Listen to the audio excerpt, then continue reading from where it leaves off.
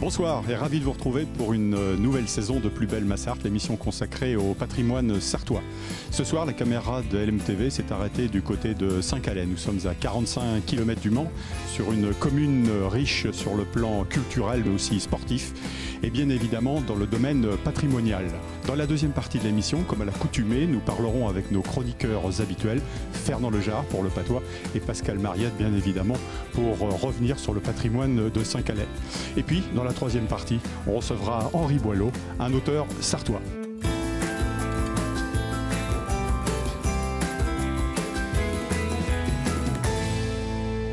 Avec Marc Mercier, donc, qui est le maire de Saint-Calais, une commune d'un petit peu plus de 3000 habitants, une commune dynamique où il fait bon vivre et où il se passe beaucoup de choses, monsieur le maire. Oui, en effet, oui. Saint-Calais, il fait très bon vivre et il y a des événements aussi bien culturels que pour le développement économique.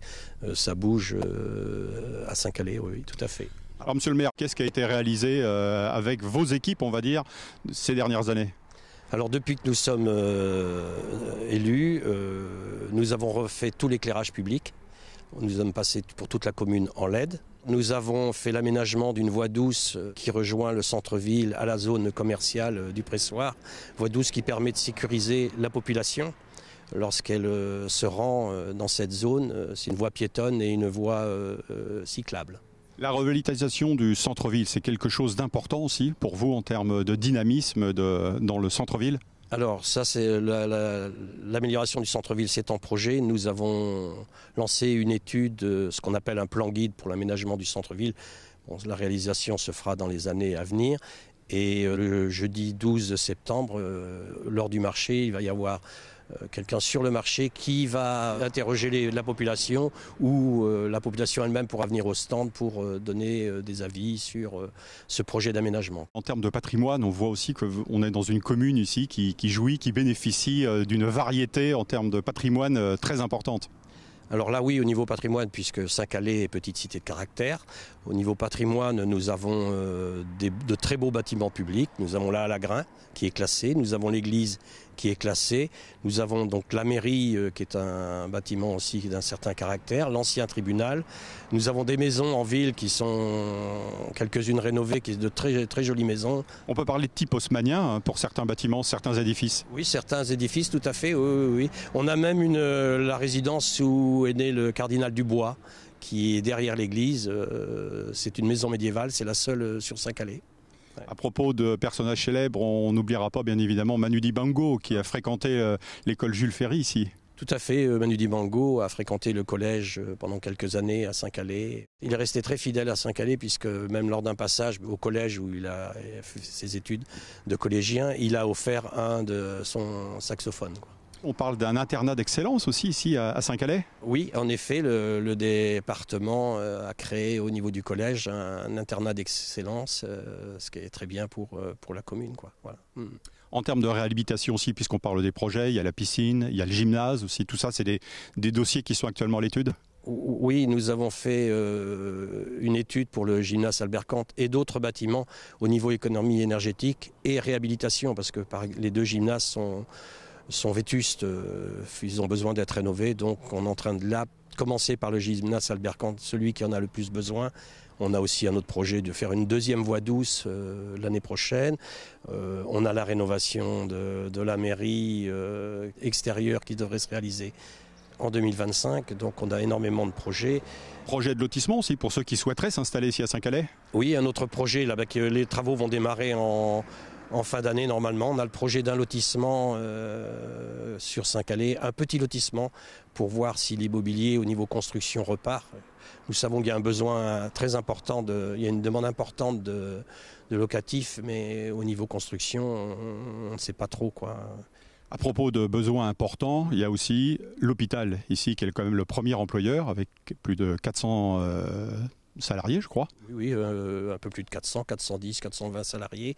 Oui, c'est le plus gros employeur sur tout le secteur.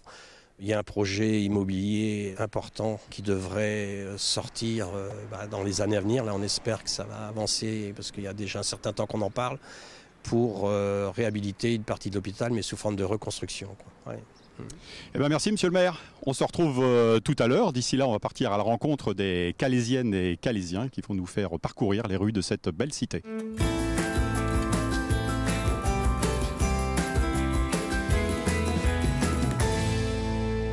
Avec Marinette Breton, qui est membre de l'association de la confrérie du Chausson aux Pommes ici à Saint-Calais, puisque dans quelques jours, c'est la grande fête historique ici à Saint-Calais du Chausson aux Pommes. Bonjour Marinette. Bonjour. Alors, est-ce que vous pouvez nous parler juste un petit mot sur l'histoire, nous rappeler pourquoi cette fête existe? Alors, cette fête, c'est parce qu'une châtelaine avait été passée à Saint-Calais, la châtelaine de Vendôme.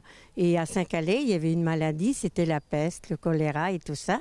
Et donc, cette personne a fait un brouet qu'ils appelaient, une pâte avec du sel, de la farine et tout ça. Et voilà, elle donnait aux enfants et aux malheureux. Et voilà, il y a eu la guérison dans quelques années plus tard. Ah, donc depuis, avant la rentrée des classes, il y a la grande fête du Chausson. C'est une tradition ici à Saint-Calais. Oui, c'est la tradition à Saint-Calais, tous les premiers week-ends de septembre. Nous, on a créé la confrérie en 1992. Et alors, on s'en va chez des confrères. Et les confrères viennent nous rencontrer ce jour-là et on fait la petite fête. La soupe à la jambe de bois, qui a été créée aussi, cette soupe, par notre ancien maire, M. Camp. Alors, c'est combien de personnes, combien de bénévoles œuvrent pour la réussite de cette... 12 bénévoles seulement. Et donc, on demande d'avoir des personnes qui viennent nous entourer pour cette fête parce qu'il y a quand même beaucoup de travail. La ville est très bien envers nous parce qu'elle nous aide à faire la préparation, monter les stands et tout, parce que ça se fait pas sur les petits quais. Tout le monde participe, alors tous les boulangers participent. Tout le monde participe. Et c'est des milliers de chaussons qui sont vendus ce jour. Et nous, on commence par une messe et on fait faire un grand chausson qu'on fait bénir à l'église pendant la messe et tout. On a des petits porteurs et tout qui nous portent notre chausson pomme sur un brancard qui fait à peu près 90 cm. Et on a des offrandes qu'on donne à l'hospice, souvent de Saint-Calais. L'entrée est gratuite ? L'entrée est gratuite. On a un défilé. On est reçu par monsieur le maire de Saint-Calais et des personnalités, notre conseiller général et tout ça. Et puis les confréries qui nous suivent. Très bien. Et c'est donc dimanche prochain ? Dimanche prochain. Bon, super. Bravo Marinette. Ouais. Et puis bonne fête du Chausson alors. Oui, je vous remercie beaucoup monsieur.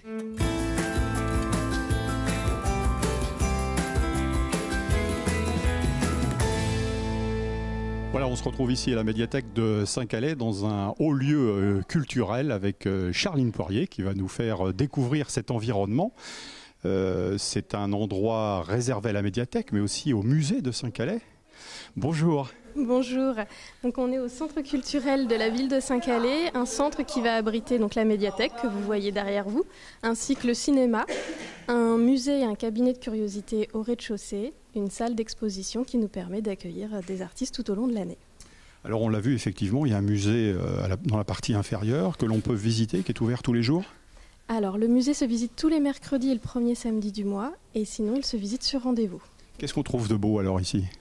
Sur le centre culturel et sur le musée, vous avez vraiment des collections de tout horizon. Le cabinet de curiosité vous fait un peu voyager avec des animaux naturalisés, des collections d'un botaniste. Vous avez aussi des tableaux, des collections Beaux-Arts et des sculptures. Alors quand on parle de culture avec un grand C ici à Saint-Calais, qu'est-ce qui se passe durant la saison au-delà de ces visites possibles ? On a une programmation culturelle tout au long de l'année qui est soutenue par les associations locales.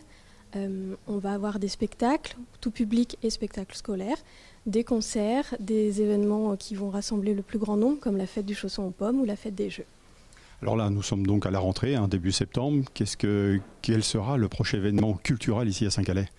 Le prochain grand événement qui arrive, c'est la fête du Chausson aux Pommes, vraiment un événement traditionnel et historique pour la commune, qui est soutenu par toutes nos associations locales et la confrérie du Chausson aux Pommes. Merci Charline. Merci à vous.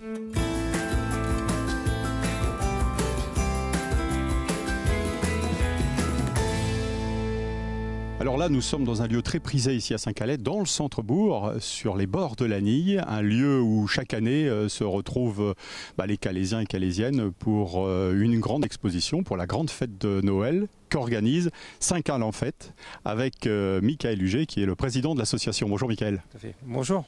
Alors, parlez-nous un petit peu, on n'est pas encore à Noël, on en est loin, mais ça fait partie des plus gros événements ici sur Saint-Calais. Pour nous, oui. Et on n'y est pas encore, mais si on y est encore, on y est déjà. Je veux dire, ça fait déjà plusieurs semaines qu'on travaille dessus. On a une réunion ce soir d'ailleurs sur les vitrines animées. Donc on prépare ça depuis déjà un petit moment.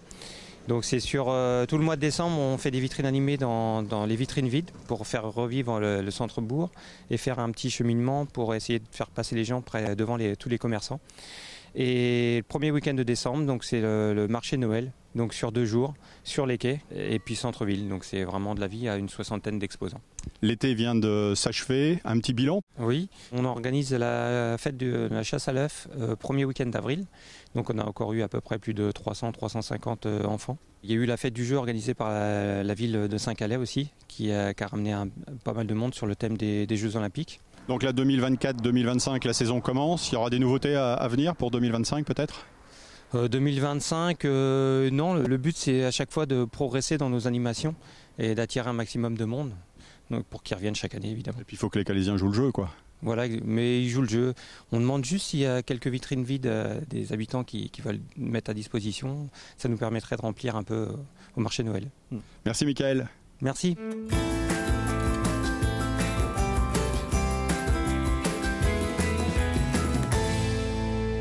À l'image de la quincaillerie Taugourdeau au Mans, qui hélas va disparaître sous peu, nous sommes dans un endroit emblématique ici à Saint-Calais, avec la quincaillerie Pigné. Bonjour Allemand, vous êtes le patron de cet établissement historique qui est né il y a un demi-siècle. Voilà, c'est ça, exactement. Donc en 1974, le 1er octobre, mes parents ont repris cette affaire, qui était une affaire ancienne. Mon papa est arrivé de Paris, il a racheté cette entreprise et puis il l'a développée.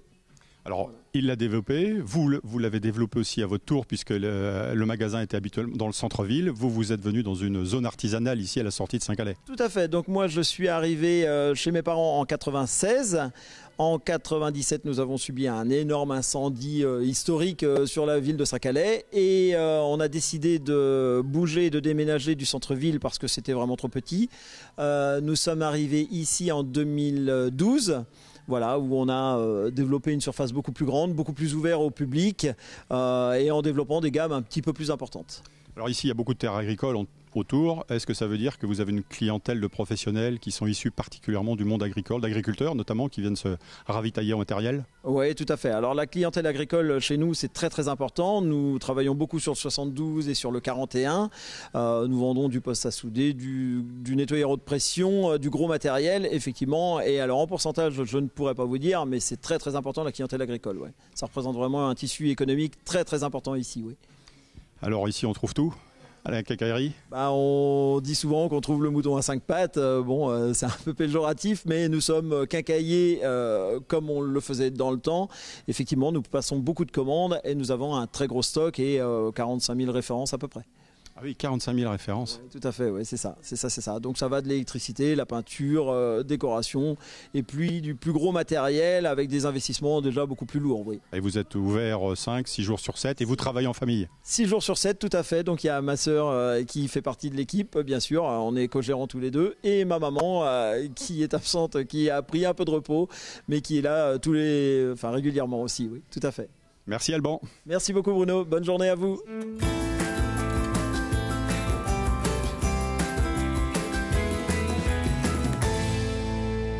On a parlé culture, on a parlé patrimoine et maintenant on va parler sport avec Mehdi Albert qui va ouvrir dans quelques jours une nouvelle salle de sport ici à Saint-Calais. Bonjour Mehdi. Bonjour. Alors vous êtes Calaisien vous déjà?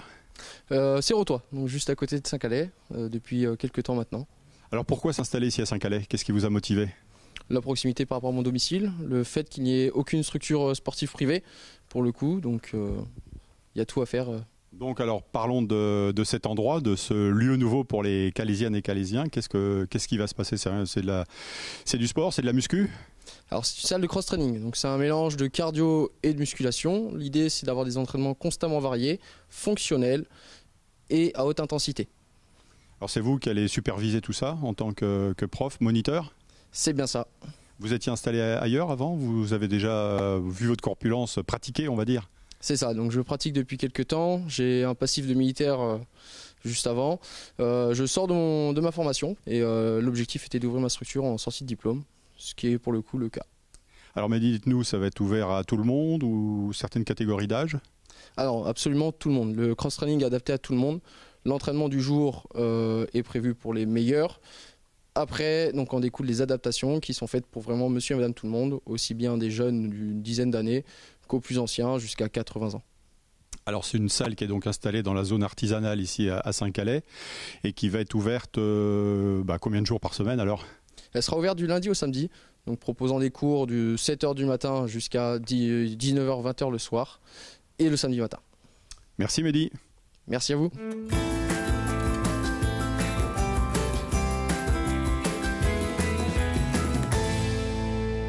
Du sport, toujours et encore, ici à Saint-Calais, la ville natale, le fief, on va dire, de Denis Leproux, qui fut un excellent coureur cycliste, un ancien coureur professionnel, vous l'avez compris, il y a du vélo, mais pas que, puisque en compagnie de Madame Audrey Boiron, nous allons découvrir Saint-Calais version sport, puisqu'il y a une belle offre d'activités, on va dire. Oui, tout à fait. C'est vrai qu'à Saint-Calais, on est plutôt bien pourvu au niveau sport. Vous avez parlé de Denis Leproux, qui est toujours sur Saint-Calais et qui continue à faire du vélo, mais pas que, mais essentiellement du vélo. Mais sinon, oui, on a énormément de sports. Ça va de l'athlétisme à la natation. On fait du cyclisme, du roller, du triathlon, du badminton, du basket. J'essaye de ne pas en oublier, mais on a 18 sections. Donc, vous voyez... Vous êtes la présidente de l'association ABOI, non pas la Blois, qui regroupe les activités sportives de Saint-Calais? Tout à fait. En partie, on va dire, donc je suis la présidente de l'ABOI, Annie Ibray Omnisport Intercommunal. Donc on est une association Omnisport, c'est pour ça que je parle de section. Il y a d'autres associations aussi qui ne font pas partie de l'ABOI et qui ont aussi une offre sportive, le foot et le tennis. Mais nous, au niveau de l'ABOI, on a fini la saison à 1225 licenciés. On a fait une belle progression, on avait perdu avec le Covid, mais c'est bien revenu. Sans doute que les JO vont nous permettre de continuer à augmenter. Ça serait bien. Mais non, on est plutôt bien lotis à Saint-Calais. Et en termes d'adhérents, la section la plus conséquente, on va dire, quelle est-elle? Alors cette année, c'était la section Gimène Marche. Ils ont fait un bond assez impressionnant. Ils ont quasiment 200 licenciés. C'est énorme. Il y a eu une ouverture d'une séance Pilates le mercredi matin qui a apporté pas mal d'adhérents en plus. Et après, ça doit jouer sans doute avec le basket qui sont dans les 120, 130, je pense à peu près. Un petit mot sur les infrastructures, parce que là on est devant le gymnase Kemp, mais il y a d'autres infrastructures également sur la commune. Oui, tout à fait. Alors sur la commune de Saint-Calais, on a la chance d'avoir donc le gymnase Kemp où nous sommes. On a aussi le gymnase de la Pocherie avec les terrains de tennis, les terrains de foot, pardon, n'importe quoi. Nous avons aussi la piste communautaire à Saint-Calais. Et en bas, on a un autre terrain de foot, le stade Ballion, et cette fois-ci les terrains de tennis. Bon Audrey, un petit mot plus personnel, vous avez parlé des Jeux Olympiques, j'ai cru voir que vous aviez participé au marathon pour tous dans le cadre des Jeux Olympiques, comment ça s'est passé? C'était super. Alors j'ai pas pu faire le marathon parce que j'ai pas eu mon dossard pour le marathon. J'ai eu mon dossard pour le 10 km, mais c'était déjà génial. On est passé à l'intérieur de Paris, on a fini aux Invalides, mais on est passé pas très loin du Jardin des Tuileries avec la vasque enflammée au moment où on passait. Un monde de dingue. Ouais. Vraiment, c'était du monde du début à la fin, des encouragements du début à la fin. On a l'impression d'être des sportifs professionnels. Les gens voulaient nous claquer dans les mains. C'était vraiment, l'organisation était top et bien heureuse d'avoir eu mon dossard pour pouvoir faire ça. Bon, on espère que tout ça va rejaillir également sur Saint-Calais et l'association ABOI. Merci Audrey. Merci à vous.